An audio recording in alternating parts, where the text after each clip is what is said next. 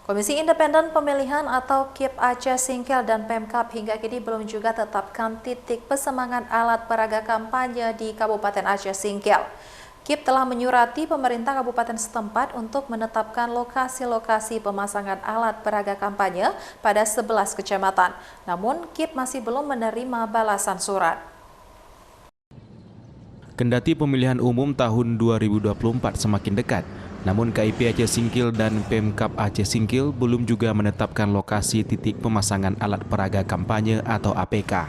KIP telah menyurati pemerintah kabupaten setempat untuk menetapkan lokasi-lokasi pemasangan alat peraga kampanye pada 11 kecamatan di Kabupaten Aceh Singkil.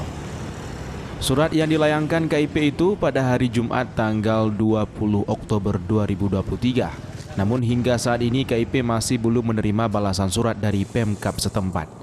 Dalam penentuan titik pemasangan APK, KIP hanya memfasilitasi sesuai PKPU nomor 15 tahun 2023.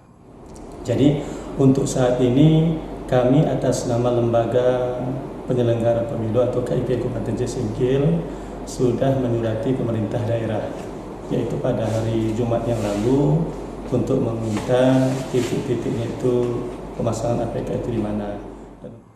Kemungkinan besar lokasi pemasangan APK akan terjadi pergeseran dan penambahan dari pemilu tahun 2019 yang lalu. Hal ini lantaran lokasi pemasangan pada pemilu lalu sudah terdapat bangunan atau digunakan untuk aktivitas lainnya. Sementara itu, Bawaslu Aceh Singkil telah mendata sebanyak 375 alat peraga sosialisasi peserta pemilu yang melanggar aturan yang berada pada 11 kecamatan di Aceh Singkil. Dari Kabupaten Aceh Singkil, Suparman Munce, iNews melaporkan.